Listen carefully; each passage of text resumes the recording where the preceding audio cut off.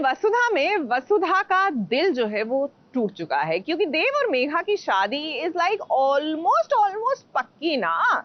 तो जाहिर सी बात है कि वसुधा तो अपना तन मन धन मतलब से पति मान चुकी है देव को। ऐसे में अगर देव की शादी मेघा से हो जाती है तो बेचारी वसुधा का क्या होगा।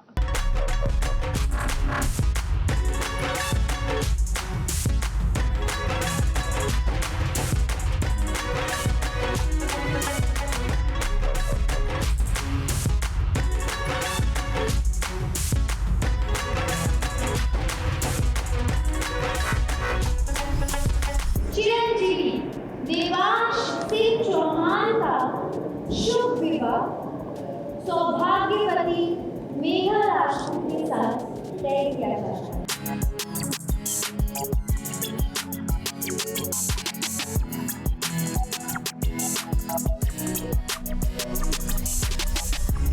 दिल पर पत्थर रखकर वसुधा ने अपने ही देव की शादी का कार्ड भरी महफिल में पढ़कर सबको सुना दिया। आप सभी से निवेदन है कि हमारे घर पधार कर नव दंपति को अपना आशीर्वाद दें, ताकि वो अपने नव विवाहित जीवन को सुख, समृद्धि और प्रेम के साथ जी सके। अब वसुधा को तकलीफ तो हो रही है, जिसे वो अपना पति मानती है उसी की शादी का कार्ड उसने देख लिया है। वहीं दूसरी ओर वो ये भी जानती है कि घर वालों के सामने अगर उसने अपने इमोशन को जाहिर किया तो भाई ठीक नहीं होगा। इसीलिए देखिए खुशी खुशी उसने वही किया जो उसे अभी ठीक लगा। इसी सही समय का तुम्हारे को कब से इंतजार था।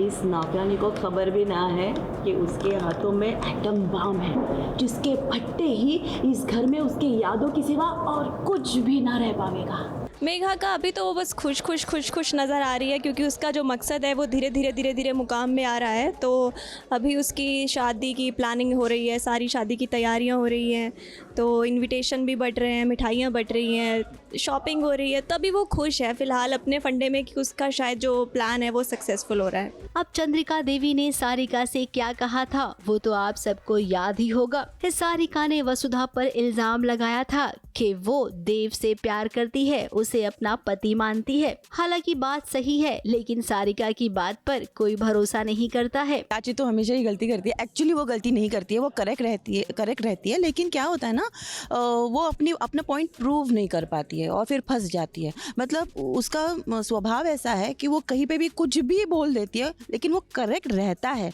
लेकिन उसका जो टाइमिंग है ना बोलने का, और उसकी जो अदा है, जिस तरीके से वो बोलती है, वो बहुत अच्छी नहीं होती है।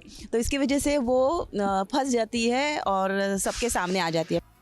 और आज भी जब वसुधा ने एक खुशी खुशी शादी वाला कार्ड पढ़ा, तब तो सारिका झूठी ही पड़ गई। मासा ने इस बात का ऐलान कर दिया कि अब सारिका का मुंह काला किया जाएगा और हफ्ते भर चेहरा ऐसा ही रहेगा। दूसरों के चरित्र पर कालिक पोतने का बड़ा शौक है ना तुम्हें सारिका?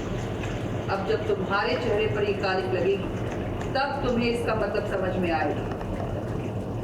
हम सबका समय बर्बाद मत करो और जल्द से जल्द अपने चेहरे पर ये कालिक लगा। तो यही कुछ फिर से हुआ है।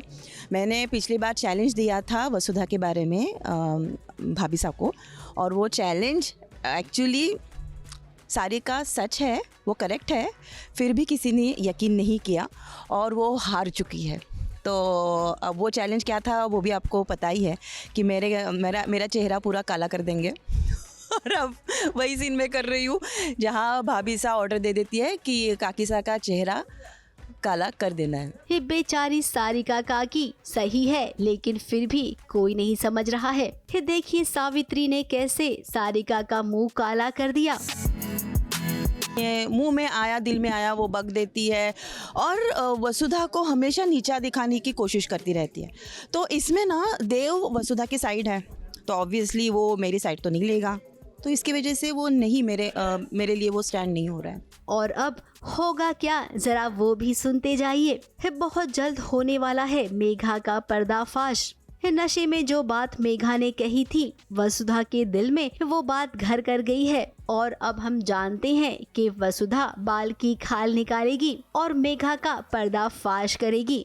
जिस दिन वसुधा ने ऐसा किया ना, उस दिन क्या पता कि मासा खुद ही वसुधा को देव के लिए चुन ले। मुंबई से कैमरामैन भुवन सिंह के साथ एबीपी न्यूज रिपोर्ट।